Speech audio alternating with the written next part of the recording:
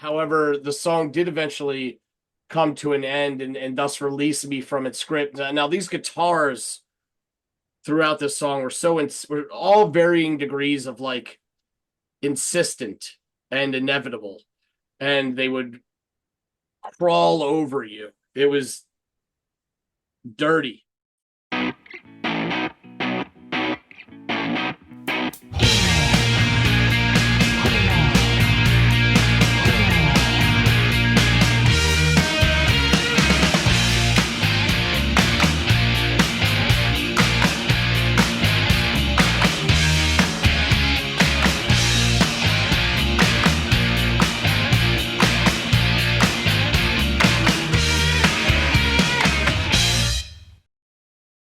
Hey, everybody, welcome back to another installment of the Audiophiles. I am Andy, and that is John, and we are going to sink our teeth into some new music today, offered up to us by John. So, sir, what will you have me go off and listen to?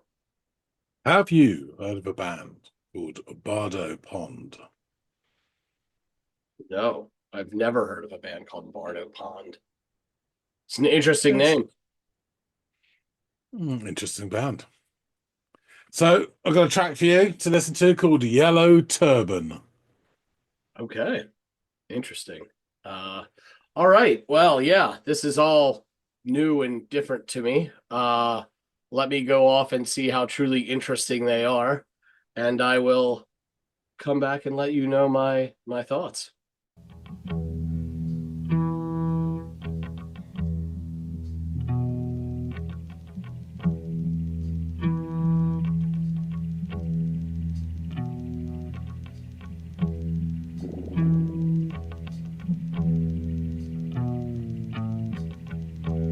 Stuff in the background.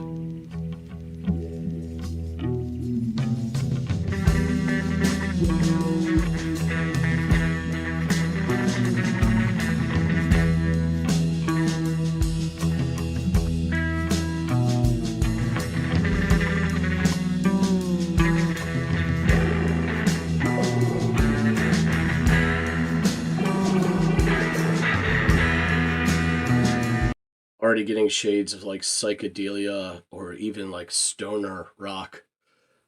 This is very interesting. This all has like, it feels thick. I don't know if that translates, but the atmosphere here, even the earth, the terrain, it all feels thick.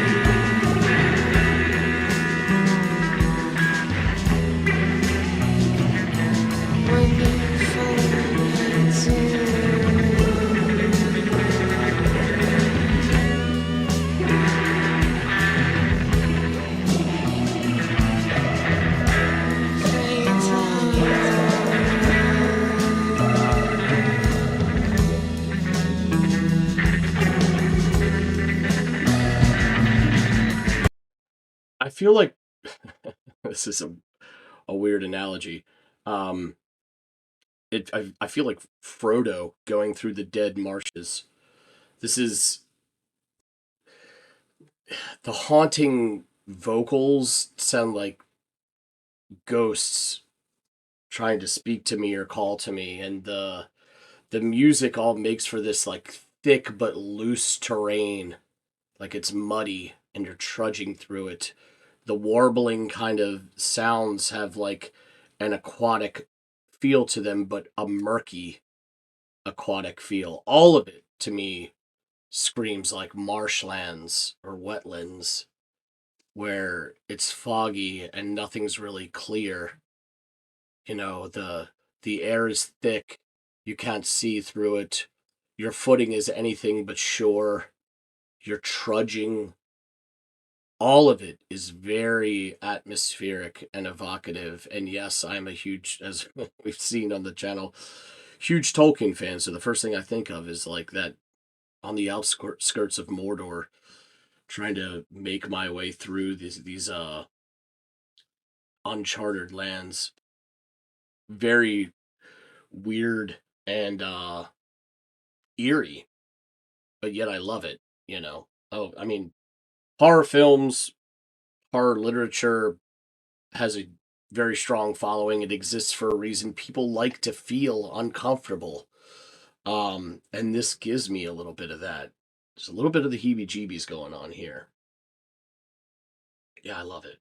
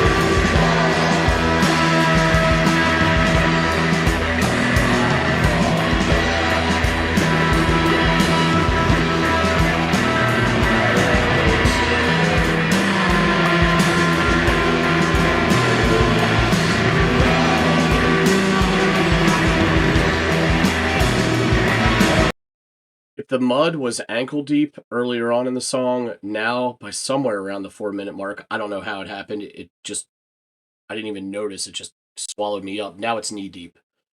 Everything's become much more immediate, and I feel like it's surrounding me even more so than it was before. And yet I don't even know how I got here. It just sort of like you didn't know you were in it until you were in it, and now I am deep, deep in it. Everything is closing in on me in this very strange, eerie soundscape.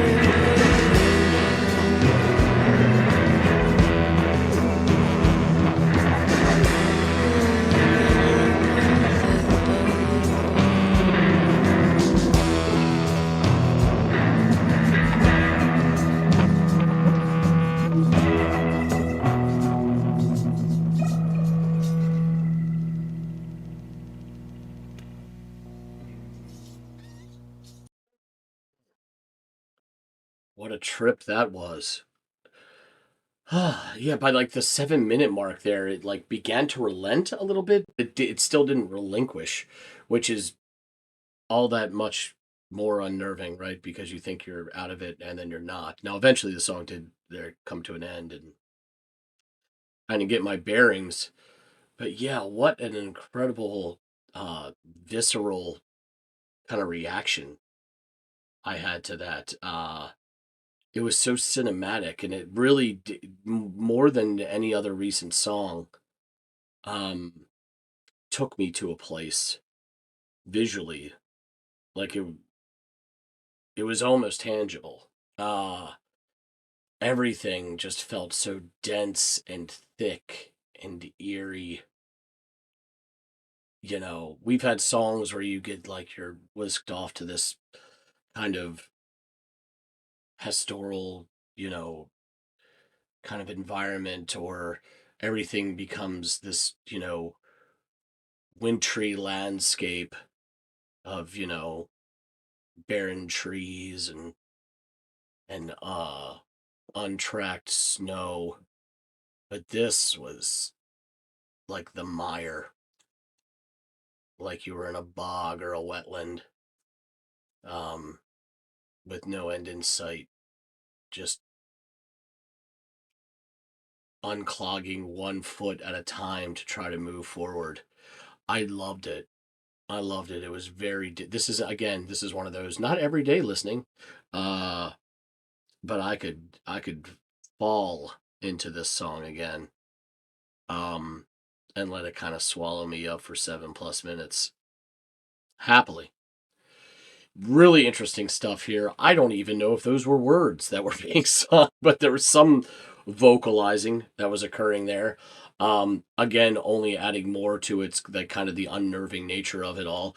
I wonder if those were actual words and if John can shed light on what was being said there. I'd love to learn more about this band.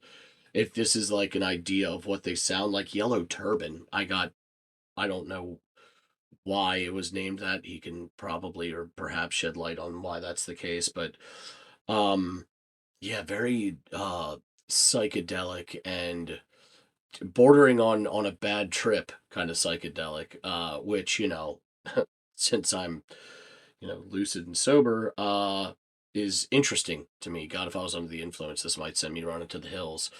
But yeah, this was really, really cool. A lot of fun to listen to. Super intrigued by the song and the band and what this might mean for their sound as a whole. Lots of questions. One guy with hopefully some of the answers. That's John. Let's get back to him. Nobby Styles is back. So you've had to listen to Bardo Pond, Yellow Turban. How you feeling?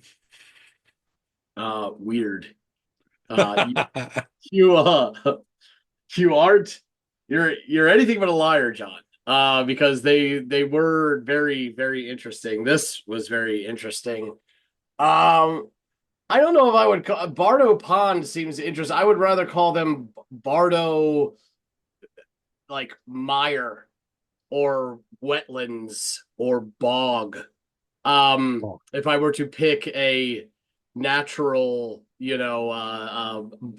form or geological or geographical thing, would Yeah, not be there a are no pond. no pleasant reeds and little ducks fanning around No, on this pond. no, no, no, no, no, no. Just the opposite. Um, but things begin with this odd bit of like clipped bass picking and this faint warbling before distorted guitar and shuffling drums kind of join the fray. And as this motif progresses, I'm reminded of like psychedelia and stoner rock. It's almost like lights. It's not metal, but it's got like there's this genre sludge metal, and there's this sludginess to the sound that's happening here. So it's sludge, sands, metal, um, and we're trudging through the mire of the soundscape that they've expertly created, and it feels thick like boggy terrain. So that's why I laughed about pond because my father was a retired wetland biologist, and we had wetlands on our property. And my brother used to, and I used to go out with his waders, like his those leather boots that go all the way up to your thigh, and we would trudge around and make mud pies and all this stuff. And it was my property, so I knew this feels like I'm in some vast wasteland out there, just being sucked in by the muck. And I like it. I like it. I know all of this sounds awful and pejorative, but from a musical standpoint, it's very interesting and neat. Um, the slide of the bass note and the ambient, almost aquatic like sounds help illustrate how the foundation is thick but loose and slightly unstable. The fuzziness of the wavering guitar and these hazy vocals akin to the sounds of like a haunting also connote this lack of firm footing and a muddled mindset as the song inches forward, all creating this murky haze of uncertainty. Now, somehow, we've reached the 4 minute mark, and I don't know how the fuck that happened, but we're at the 4 minute mark, and the sound has swelled and grown, but without even me noticing it until it already had happened. I was already in the thick of it before I had realized that it had occurred. Likely an indication of how lost in the desolate wasteland I was while listening.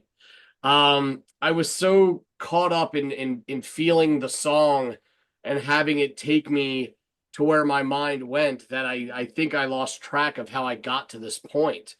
The guitars were more immediate, less ambient, and the sounds swirled around more pronounced and more cloistered together, which then gives you this feeling of being like of like claustrophobia, like everything's coming in around you musically. And things felt tighter, like they were closing in on me, like the muddy earth was swallowing up to my knees rather than my ankles as it had in the beginning. Um, Almost like you're trapped. By the 7 minute mark, things begin to relent just a bit, but not relinquish, which is no less unnerving. However, the song did eventually come to an end and thus release me from its script. Now, these guitars throughout this song were all varying degrees of like insistent and inevitable, and they would crawl over you. It was dirty feeling. But again, in a really, really good way, like a thing that I like. Horror and thrillers, they have a niche. They have a pretty large niche audience. Like people seek this stuff out. I think we've talked off camera. Your wife is a sucker for some of this stuff. My wife won't go anywhere near it because she's deathly afraid of it. But like that, the people seek this stuff out because they like to feel uncomfortable. They like the ick.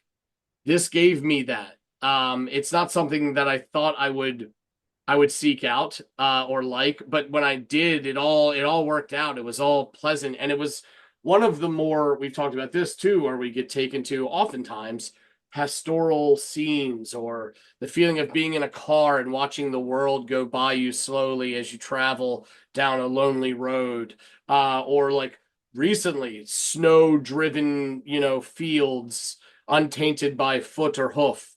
All of that is really true to what we heard in those instances. This has that same feel of thrusting you into this foreign landscape, or this a thing where you aren't currently when you're listening to it. And um it's interesting because that's what it, but it was a darker version of some of those other things that we've talked about. So yeah, I liked it a lot. Musically, it reminded me of, and please indulge for the umpteenth time, my inner Tolkien fan. But it reminded me of the Dead Marshes, where Frodo and Sam and Gollum are on the outskirts of Mordor, and they're going through this bog of like where a battle was once fought, and all these dead spirits live in the water. Because it felt like the murkiness of being in a bog, but with that weird with the ambient sounds and the echoey vocalization. I can't even say if they were words. I couldn't tell if they were words. It all had this eerie haunted feel to it. And it just took me exactly to the scene from that book and then the movies when they would eventually come out. So yeah, it left you feeling haunted as a listener. You felt stuck, defenseless. And as odd as all that sounds, it's what made me love it by the end of it. Like I just thought this was great.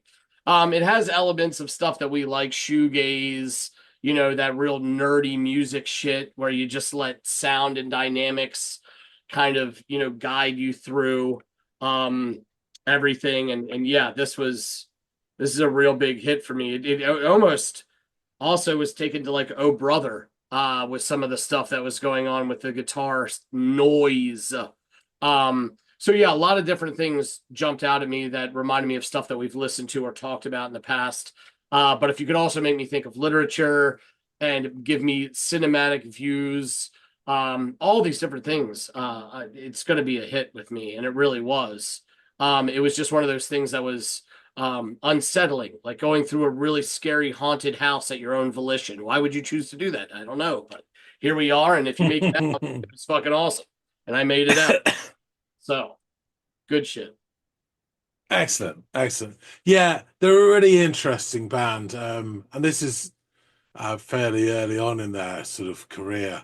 And by their own admission, they didn't really know how to play their instruments when they started.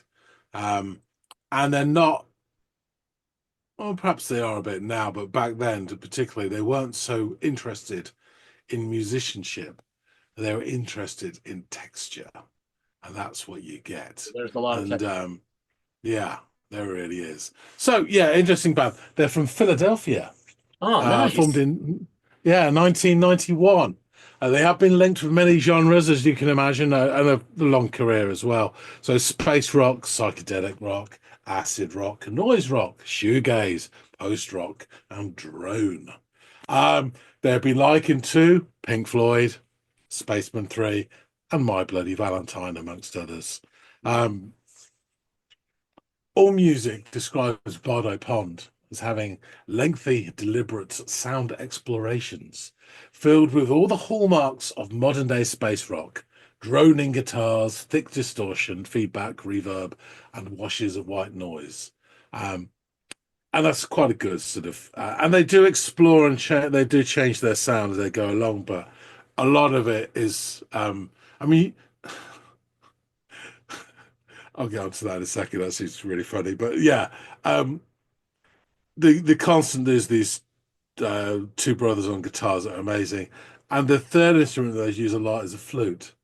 Uh, Not so much in this track, Yeah, but it's like, yeah, yeah, can imagine. They're a taper-friendly band, so they encourage fans to make recordings of their live shows, which is cool as well. So personnel, they have changed over the years, but for this, they got the three solid members, which is Isabel Sollenberger, lead vocals. Yes, there were. And flute. Michael Gibbons, guitar vocals. John Gibbons, guitar vocals. And Clint Takeda, bass. Joe Cover, drums and vocals. So this is taken from their second album, Mhm. Amanita, released in 1996. Now, it's really difficult because there's not a huge amount of them on internet, and what there is really confusing. They've released so much stuff. I mean, loads, dozens, but they're not all considered studio albums. Some are sort of like set releases, some of them are compilations, some of them are split with other bands, some of them are side projects.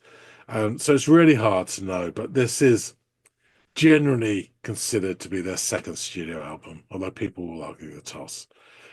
The album title, Amanita, refers to the highly toxic mushroom genus Amanita, a few of which have hallucinogenic properties, you'll be surprised to notice. And their Mhm. previous album, or whichever number you want to take it, but their first studio album, Buffo Alvarius, takes its name from the toad, whose skin contains a psychoactive substance 5-MeO-DMT. You see a pattern emerging here. Do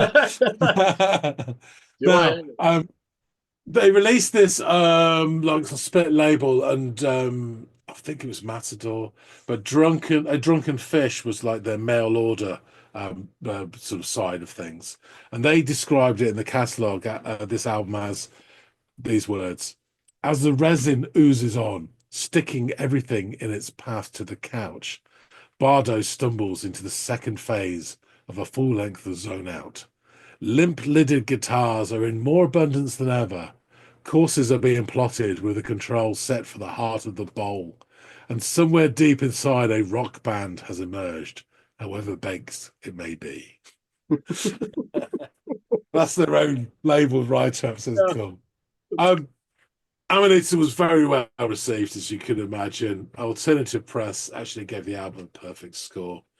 All Music described the album as stunning, astonishing, and inspiring. And they said that many of the songs take a generally quieter approach before fully turning on the riff action. Yellow Turban, with its slow downward crawl and wonderful guitar from the Gibbons brothers, alternatively watery, weird, loud, and crumbling. You don't really get crumbling as a sort of, descriptor in a record review Yeah. very often. I mean, there is a bit in it, sort of about 2 minutes in, where I'm sure you can hear something burbling.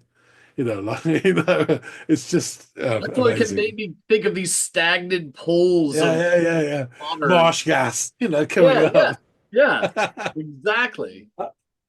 um, Trouser Press wrote of Bardo Pond, perhaps as an equal and opposite reaction to the ubiquity of mosh-happy riff merchants. A sort of head music revival got underway in the 90s, focusing on sounds designed to exercise the brain pan more than the biceps. Like most of its ilk, this Philadelphia quintet defies the video era's short attention span format with drawn out, undulating jams that require the listener to exert a fair amount of effort in order to stay afloat amidst the waves of crashing sound. And yeah, that's quite a nice write up. And in Mhm. his book, Gimme Indie Rock, Andrew Earls wrote of the album's wide ranging influence, blowing minds within the more adventurous indie rock based realms, reaching into the then blooming stoner metal or stoner rock scene, and Yeah. establishing a historical milestone for today's right headed bands that were too young the first time around. Um, in 2016, Pitchfork ranked this album as the 28th greatest shoegaze album of all time. Oh wow. Ah, are you ready for the lyrics? Yeah, yeah, yeah. Please prove to me Okay. that they exist, because it just sounded like she was vocalizing these haunting. Yeah, some of these were repeated. So I've just got the lines. I don't know how many times they were repeated, but falling back to the nest, all fades out, all the rest, landing in a perfect ball. And that's a lot. So, so Oh, by my estimation, I could be wrong. Bardo Pond have released 10 studio albums. They also have released 9 volume albums, volume 1 to volume 9. And these are outtakes, experiments, and demos. They've also done 10 EPs and at least a dozen, perhaps 2 dozen more collaborations. Wikipedia has also listed 10 other acts as side projects for members of Bardo Pond. So there's a lot going on and a John, lot. isn't it funny to think about what an example of an experiment by a band like this would be when that what we just heard was a finished, polished product? Yeah. Like, what could your how fucking Yeah. crazy could your would an experimentation be by a group of folks like this if this is their like ready for album stuff? Yeah, I've got about over three, four albums. Oh, where's the other ones? Oh, I've got this was re-released. Some of them are quite hard to get, like of Mhm. decent vinyl copies. Um, it's just um, yeah, I've got an EP as well. It's really interesting stuff, and it does vary. And the bands you sort of think, even like Hawkwind and stuff like that, influence. They go down these different sort of avenues. Some are heavier, than others, and some like really sort of that sort of My Bloody Valentine sort of noise um, manipulation, which is really interesting. It can be a bit much for 30 minutes. You know, and there was a lighter and trippier and almost sort of whimsical in a way. So you do get that sort of Tolkien-esque landscape as well. Mhm. But it's just really interesting. I thought this would be a very interesting sort of opening gambit in terms of what they can create. Um, there is vocals, but as you say, it's an instrumental song basically, Yeah. and it creates all this sort Yeah, of stuff in the your head. vocals are ancillary Yeah, at best. I yeah, mean, yeah. they added to this uneasy, haunting feel that I got that sort of painted the whole picture, but they weren't integral to the operation, if you will. There are some tracks where the flute comes in, and it's almost like a lifeline, bringing you back to shore from this like storm of guitar noise, this Yeah. clear like just bringing you back. It's really cool. But there you go, that's Bardo Pond. Yeah, no, this Very interesting, you know. it's interesting on a lot of different levels. I mean, this is we both like this genre of music, but it surprises me that you're bringing me some stuff from some cats 50 minutes away from me.